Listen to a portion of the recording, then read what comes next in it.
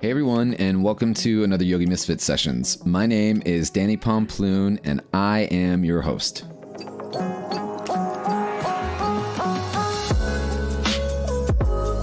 Today I'm coming at you with one of the smartest women I know, who is Trina Altman. She is a rat. Okay, in this episode, I tell you guys how awesome her course is, and I'm going to tell you in the intro, and I wish, Trina, you gave me money for this.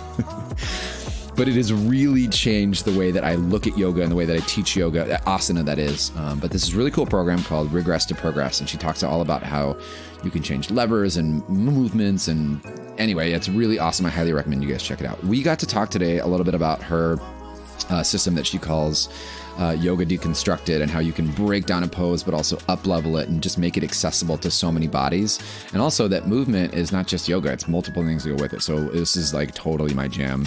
She's really good friends with one of the show's guests, Rocky Heron, and a couple other movement people. And so it's just really great to get some of this biomechanics back in the show. I know you guys loved it so much. We got a lot of feedback from the last round. So I hope you guys enjoy this week's session with Trina Altman.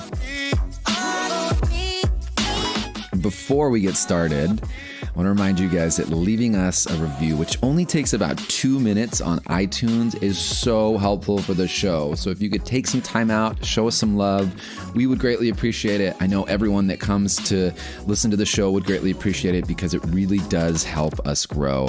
And I'll give you a big high five or a big hug if I see you either virtually or in person. Without further ado, here comes this week's session. Trina, you are like the mobility master.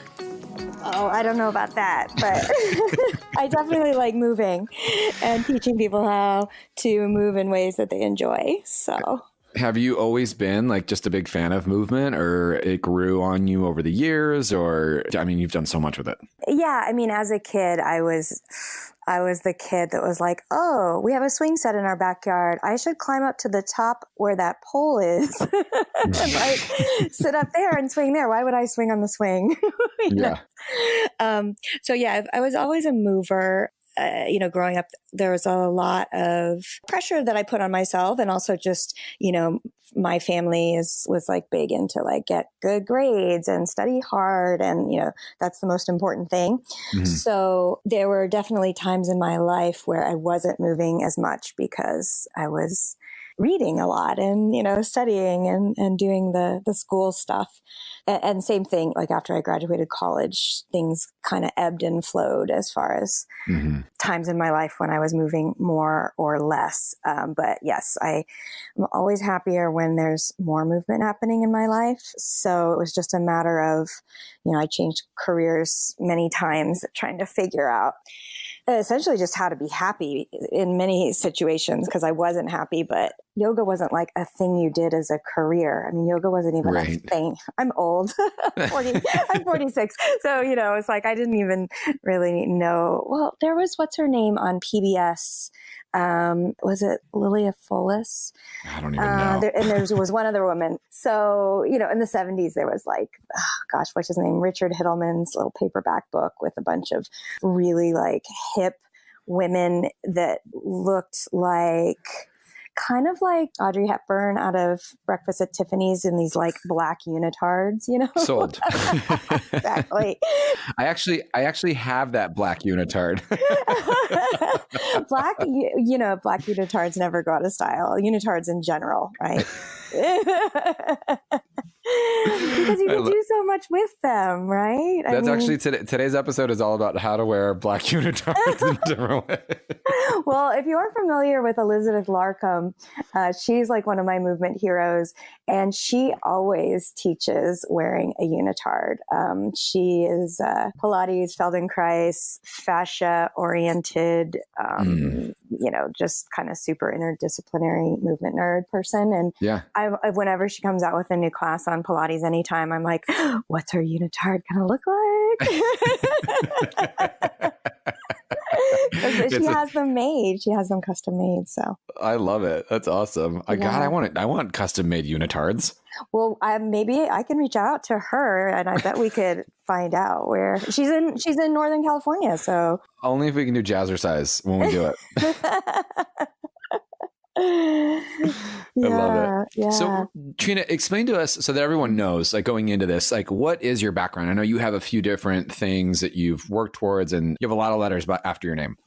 I guess. I mean, I started in this career 10 years ago. I did my 200-hour teacher training and then my 300-hour. We were living in Connecticut at the time, in New Haven. And my husband and I, we moved. And from there, I did my Pilates training, just kind of happened stance, so to speak. I was at the teaching yoga at a studio that also had Pilates, and the studio owner was pregnant and she was like, there's a training nearby, would you like to, maybe if you take it and pass the test, you can cover for me when I'm on maternity leave. So I was like, sure. So yeah, that's kind of how it began 10 years ago. And then I'm trying to think how much you want to know. Essentially, yeah, I started teaching yoga. Let's see. When I was in Connecticut a little bit, I taught, I guess I kind of just finished my teacher training. It was a year-long training. It was 1 weekend a month for 13 months. And I taught the woman who was, we rented, I guess you'd call it like a duplex. So she had a house and then like this little kind of apartment next to it. We had separate doors, and she had been practicing yoga for a long time, maybe 20 years or so, taking group classes. And I said, I'll give you a free private once a week if you just, under the understanding that I don't really know what I'm doing. I'm really training. Totally. You be my guinea pig and it's going to be great. Yeah, but it was such an amazing experience. She was like, wow, I've learned more from you, taking privates this year than I've learned in all 20 years of taking a group class. And that wasn't necessarily because I was so great. I didn't, I was just in the training, but just that idea, I think, of the one-on-one experience was really helpful for her. And yeah, so I did my 300-hour with the same teacher because at the time it was a yoga therapy school and I was afraid to get up in front of people. And I knew I really enjoyed teaching those privates. So I thought, perfect. Like I'll just go into this sort of, yoga one-on-one private therapy route. And then when I finished the 300-hour, I was working at the desk at a yoga studio and I had always wanted to teach a group class. I was just afraid. So it was a process of getting over being up in front of people and talking. I was a gymnast and like competitive cheerleader. I wasn't afraid to move in front of people. It was the talking part. That was, a little overwhelming. I think a lot of us for me anyway, like after I did teacher training, it really gave me courage to actually like get in front of people and just be a little more comfortable talking. Yeah. I mean, I knew I wanted to share what I had learned and that was the only way it was going to happen. It was just like, figuring out how to get from A to B. And when I took public speaking in college, oh God, it was just like, I hated it. It was awful. So I think unless you come from more of like an acting background or maybe even singing or just something of that nature, then it might already feel comfortable. But for me, it's definitely not. So so I eventually, started teaching classes and we moved to Iowa after Milwaukee and then Iowa.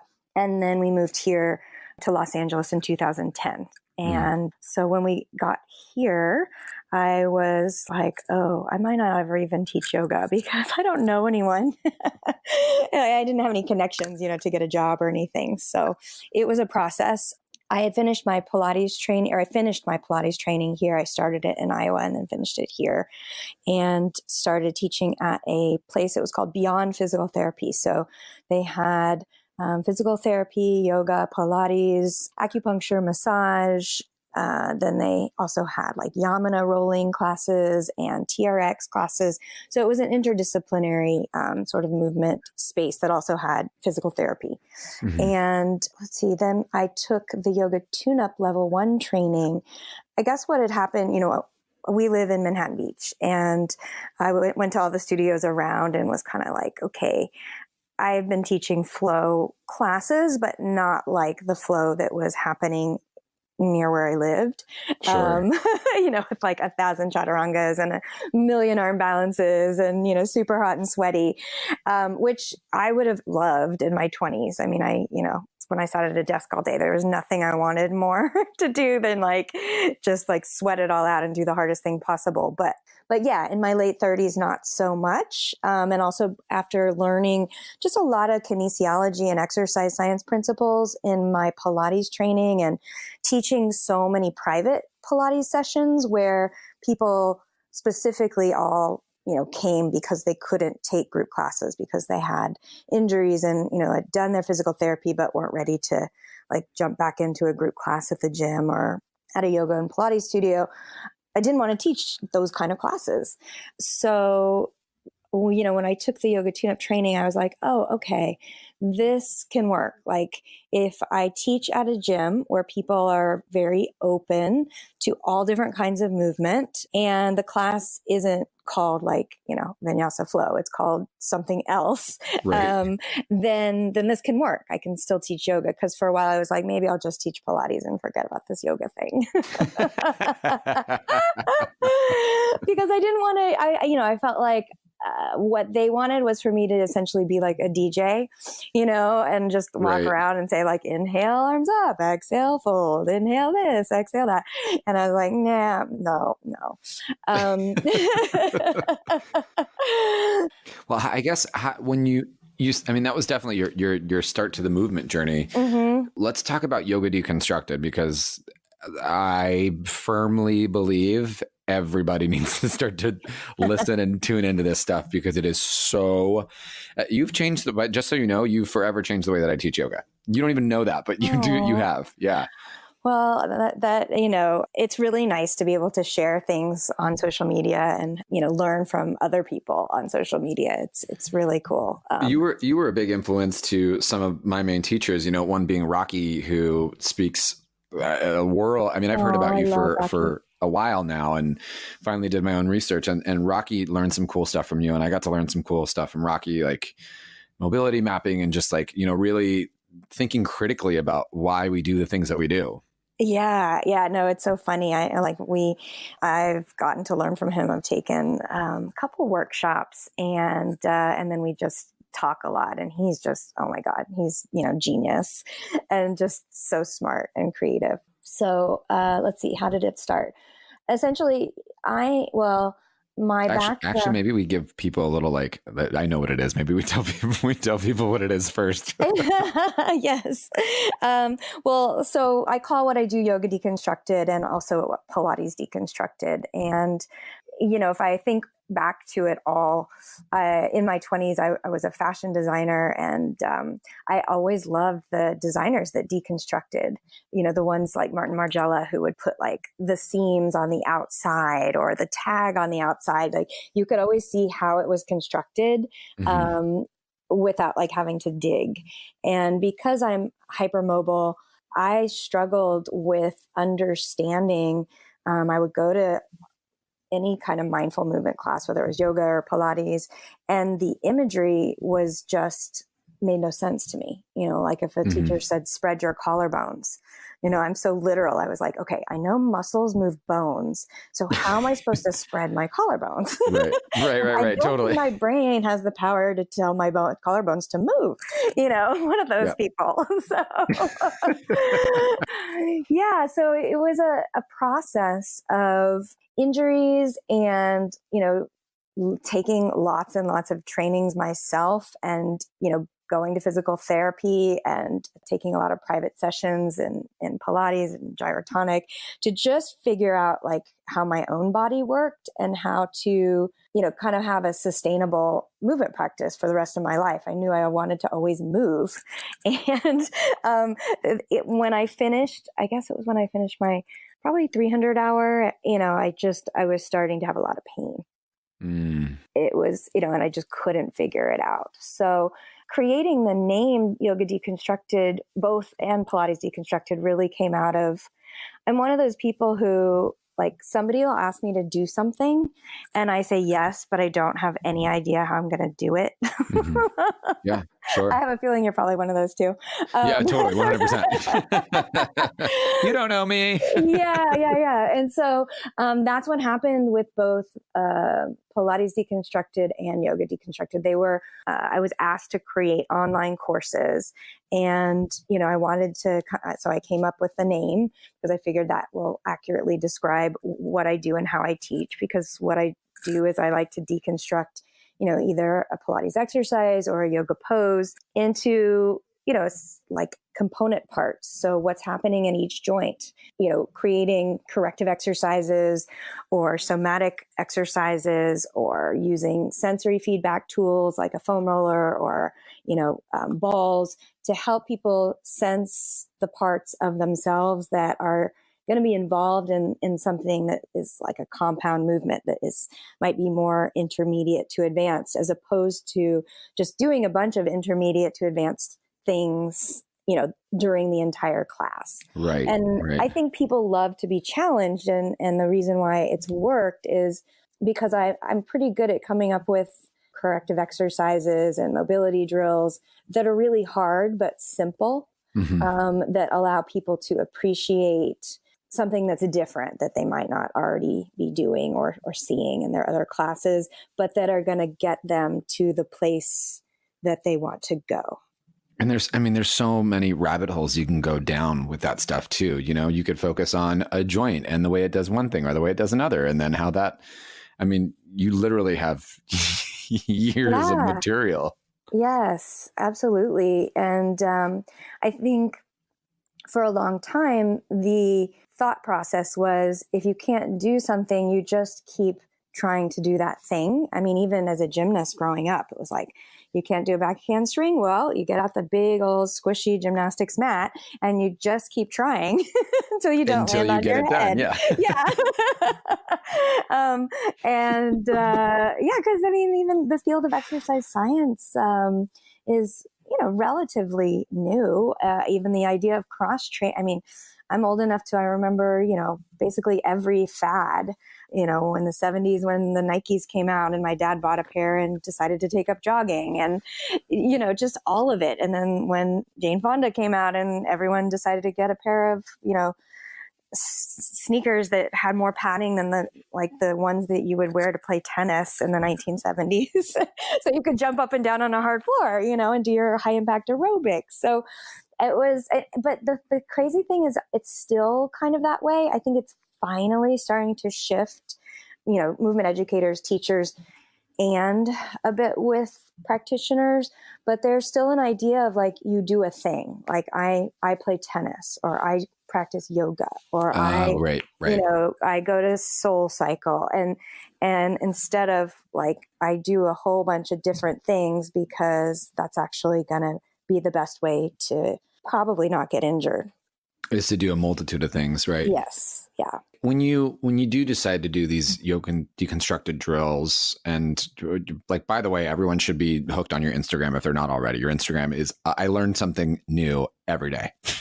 Oh, thank you. Every single day. Yes. Why do you think it's important for us as yoga teachers, specifically right now, to start to question these things and to start to bring these things into practice versus just sitting back and letting them, we do the thing where we just sit back and we're taught to do this way. So that's how we do it. And that's how we're just going to do it. Mm-hmm. Why do you think it's important to bring forth these different aspects and these different tools and, question the joint positions and deconstruct it? Yeah. Well, first of all, everybody's body is different. So, if we have say a set of shapes that we're all doing and the shapes are set, right?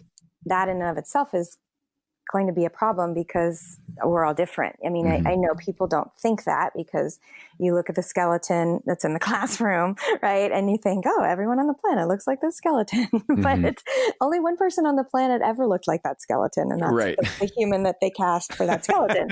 But, we forget that. And even in anatomy books, the drawings are sort of a average of a whole bunch of different bodies.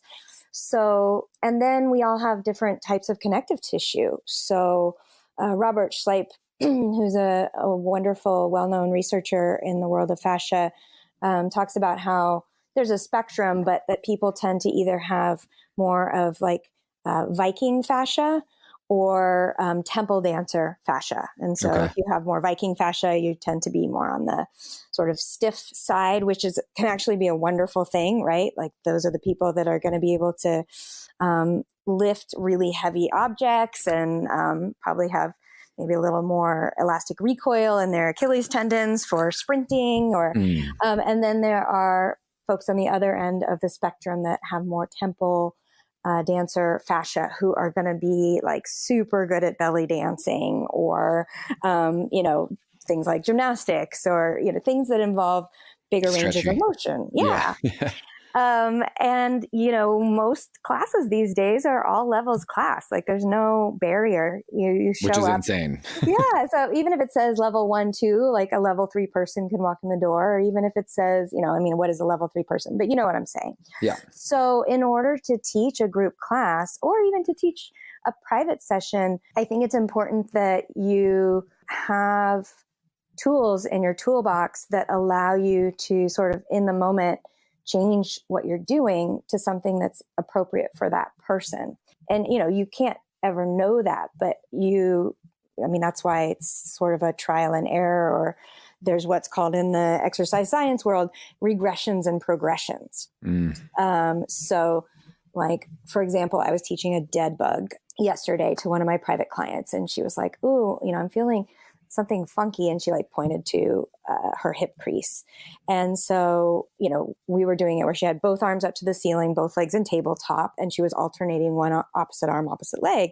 And I said, no problem. Like, we'll just take the foot to the ground, take that leg out of tabletop because it doesn't have to be in the air. We can still move the opposite arm and opposite leg. So we closed a kinetic chain that was open, right? When her leg was in tabletop, her foot was in the air. When we put her foot on the ground, it's a closed chain, and then she had no pain and we could continue the exercise. Right. So it's, it's simple if you have sort of the knowledge. I have an online course called Regress to Progress. And, it just talks about those things like how do you increase a lever or decrease a lever? How would you, I could have done something else. I could have flipped it upside down and have her come to her hands and knees and do a bird dog because it's a dead bug upside down. Right. Totally. But like say that person had a wrist thing, I would flip it over and have them do, say, the dead bug and see if that was okay. So knowing how to do these and also knowing that like a bird dog and a dead bug is a regressed version of a warrior 3 or like a half handstand. And help, like for those that are listening and don't know these terms, like which by the way, everyone go by her course because literally it changed the way I teach yoga. Give them an example of regression and progression. Well, it can be different for different people, but in general, if you have a shorter lever, that's going to be a regression to a longer lever. So for example, if you know what a hollow body hold is, it's basically where you're like lying on your back and your whole body is off the ground except for like your butt and your lower back. Like a little banana shape. Yes, exactly. So if you wanted to regress that, right, your legs being out long is a long lever. So you could bend your knees to tabletop and that's going to make it a lot easier. Mm-hmm. Or you could rest your head and shoulders on the ground instead of lifting your head and shoulders off the ground. Right. Let's see. How would you progress that? And then say, yes, if you wanted to progress a hollow body hold, you could do a handstand because when you're in a handstand, for a lot of people, not everybody, the tendency would be to go into that like backwards banana.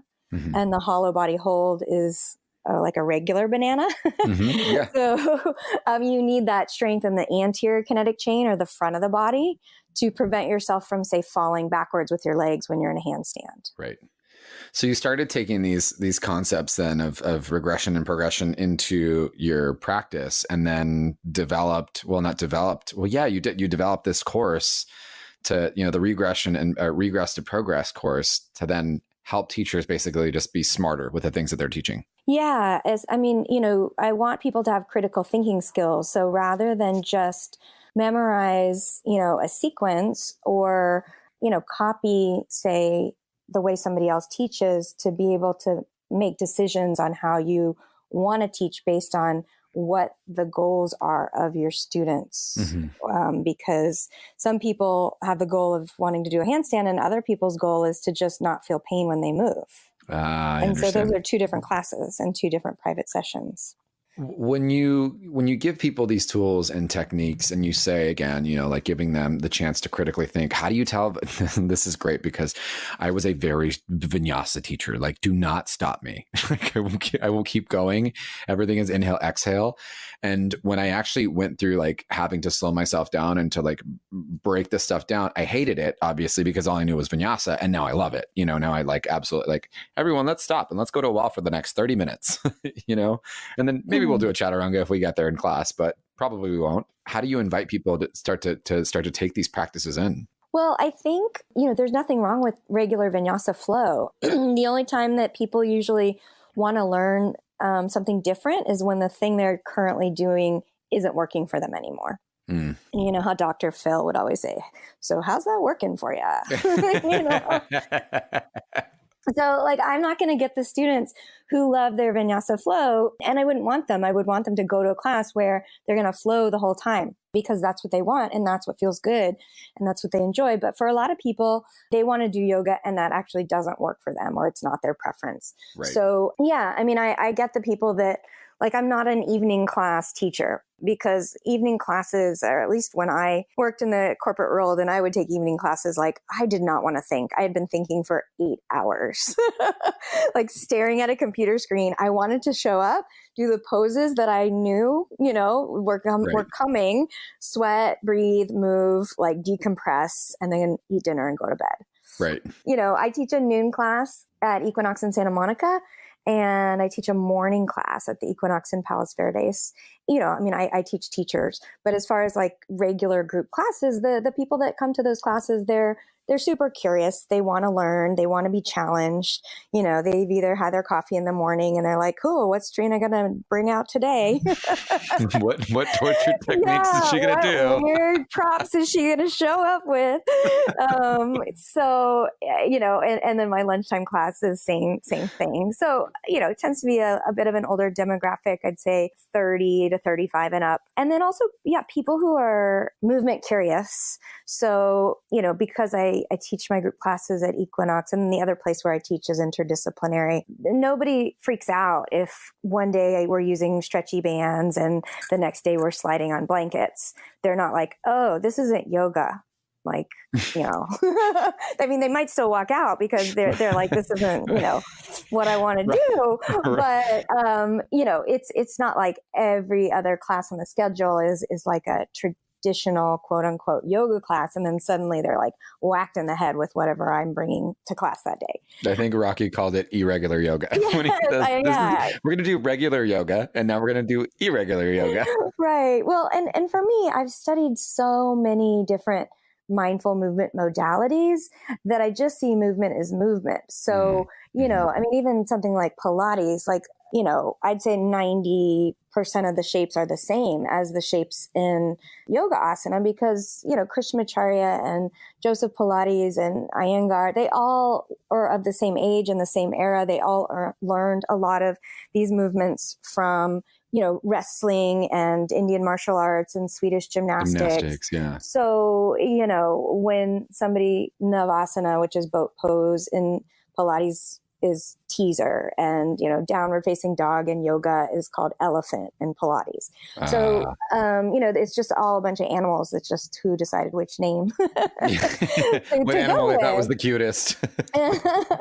Yeah. So, but, obviously every teacher who teaches shapes in a mindful way is going to come at it from a different lens and their own personal background and experiences. So, and also sort of the market, a lot of what Joseph taught was because he happened to be in New York and, a lot of his clients happened to be dancers like Martha Graham. And so you always want to meet your students' needs, right? That's why they're coming to you. Totally. And so a lot of times people's entire body of work becomes influenced. I had a hard time when I started learning these, like now my practice is very influenced by like you guys, all of you guys that are, I just think you guys are like the cat's meow, my animal of choice. I love cats. So I'm highly honored to be a cat. You're like, thank you so much. Yeah, no, cats are awesome. Super engaged. Let's talk more about cats. No, but I like in my personal practice, I'm more inclined to, pick up a yardstick and pick up a whatever, a wood block versus sometimes a cork block or a ball, whatever it is. I'm more inclined to do that and just play. Sometimes literally it's me rolling on the floor, just whatever it is versus the linear, like, okay, I'm going to stay on this little piece of plastic that's a rectangle and I don't move around on it. And I just come up and I come down and that's more what it for me, the movement stuff feels better. And I had a really hard time with introducing some of this into class. And what I realize is I actually don't have to do it in a vinyasa class. What I can do is do a different class and call it movement stuff. Totally. Or movement and random shit Danny wants to do that day. Yeah, no, I think my situation was unique in the sense that I wasn't already teaching like a certain way and then I changed it on my students. I moved here and knew what I wanted to teach and how I wanted to teach. Like I knew that, I'm taking these Feldenkrais classes and I don't want to not be able to include a Feldenkrais movement if I think it's going to help my students. Right. Or, I know all these corrective exercises from rehab when I was, in PT for my shoulder. And there's some people in here with shoulder stuff that I know could benefit from it. And so I don't want to feel like I can't share those things with them. So I do think for teachers, if you are teaching a certain way, don't just change what you're teaching and keep the class name the same because people will not be happy. And also don't start teaching all this new stuff overnight and like change the way you teach immediately. Not a good thing to do. Right. Well, yeah. And I think, coming from, I've taught Pilates private sessions ever since I finished my training and in Pilates land, I guess you could call it. It's changed now, but just over the last few years. But for, I'd say like the first 7 or 8 years that I was teaching Pilates, you weren't even allowed to take a group class at a Pilates studio unless you took a certain number of private sessions to learn the basics. And then that teacher would decide if you were ready for a group class. And then a group class would be like 5 people on 5 reformers, with 5 Wunda chairs or, maybe a tower or something. So when I would learn new things, I was always teaching them to my private clients and seeing how these individuals would respond to the different exercises and movements, but with a conversation around it. Right. Because if you're in a group class, there's no conversation, Right. Yeah, totally. In a private, I say, okay, well, let's try this. And then we try it. And I'm like, well, how was that? And then they tell me. So, it's just a different way of, I think, being able to integrate new things and to get a really hands-on, eyes-on feedback of whether it's working or not, because I might have one client who's like, oh my God, this is the cat's meow, right. And another client was like, no, actually, this doesn't feel good for me. And so we're like, okay, let's do something different. What are you most excited about right now in your own movement? Like what is just lighting you up? Gosh, well, I do lots of different types of movement in a week. So I can tell you all the things that I do. They all light me up and they all influence what I teach. I mean, like I usually take a gyrotonic tower class one night a week, and I took it last night. And it's always fun. But for some reason, there's 3 of us in the class. There's 3 towers. And we were just like all synchronized, but not even trying.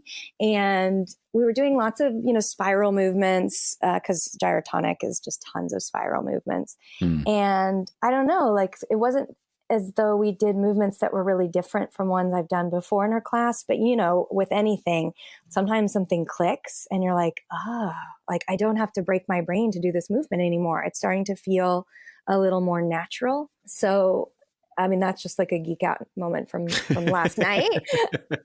But this other class I started taking, it's called Soma Dance. And the woman who teaches it, she basically combines like Laban Martenieff floor work with a little bit of modern dance, which I'm actually horrible at, but it just like, it's so good for my brain. She'll do this like little teeny tiny phrase, which is just like a mini piece of choreography. And, we'll just practice it. And it's fun for me because it's like, I'm so horrible at it, but I'll be like, wait, I think I see a half moon in that thing. Maybe I can do it, Yeah, totally. Yeah. Yeah. Absolutely. I understand. Yeah. Right. And so, I'm just a learner. I mean, even when I was a fashion designer and I lived in New York, my favorite thing to do was, just like wander the streets of New York and look in windows and go like, oh my God, that feather is amazing. Like, how can I wear that feather? Because I have nowhere to wear like a feather hat. And so, but I'd be like, oh, but I can make a feather necklace, Right. So that's what I do with movement. I love sampling it and then thinking like either how can this movement help one of my students or clients that maybe has an injury they're trying to overcome, or just like, how can I introduce this in a way that is going to be fun and challenging in a non-frustrating way, like that right amount of challenge where you're able to take your students into a flow state, because that's kind of the whole point, right, of mindful movement is 100%. Get connected. So like helping them learn without overwhelming them. I love it. I'm going to stress again for all the teachers listening in. Trina, I feel like I should be getting paid. But I wrote him a big check right before this podcast with a bullet point list of everything to say. Yeah, totally. If only it were true. Oh, you're so sweet. I really do feel like every teacher should pick up your Regress to Progress. It is absolutely insanity. It's bonkers in the best way possible. It's just a short little webinar that I think it's 35 minutes. So it's the theory and the sort of terminology. And then I have a Yoga Deconstructed online movement workshop. There's like 3 classes, so you can buy them all together. And that's kind of how you would see those theoretical concepts in action. And then when I teach it live, obviously it's everything. It's like the Regress to Progress with the movements from Yoga Deconstructed. I'm writing a book. It's supposed to be done by the end of this year. No big deal. For Handspring Publishing. And it's called Yoga Deconstructed, Bridging the Gap from Rehab, like physical therapy rehab, to the classroom. And so yeah, that's kind of what I travel around and teach. I love it. I cannot wait till the day where I get to practice with you in person. And I can't thank you enough for taking your time out and sharing all of your wealth of knowledge, but mainly like inspiring me to critically think, which I used to hate. I used to be like, why? I just want to do the things the way that I do it. But you've now, like, it's exciting. It's permission to play. Oh, good. Yeah. It's like a puzzle, right? I mean, you're, but it's a fun movement puzzle, not one of those frustrating jigsaw puzzles. Well, it's been a pleasure. I so admire what you do. I'm just like so impressed. I come from a business background in the corporate world and, sales and marketing and all that stuff. And just to see somebody like you who's so kind and motivated and generous and organized and really like just making things happen with all of your teaching teachers and your continuous learning and, how you highlight others on your podcast. So I am thank you. Thinking of you as the cat's meow. Oh, thank you. We're low key like fangirling on each other here. No, seriously. I really want to come take class with you. So if you next time I'm up in NoCal or you are down here, we definitely need to have a geek out session. Absolutely. 100%. And I firmly do believe I could do this on my own, but that's boring. I'd rather hang out with my friends and get to talk to really awesome people and highlight people that I think the world should know about, because we can go on for hours about that, but anyway. I'm so grateful. Thank you so much, Danny. Thank you. Until the next Yogi Misfit session, this is Trina and Danny saying peace out.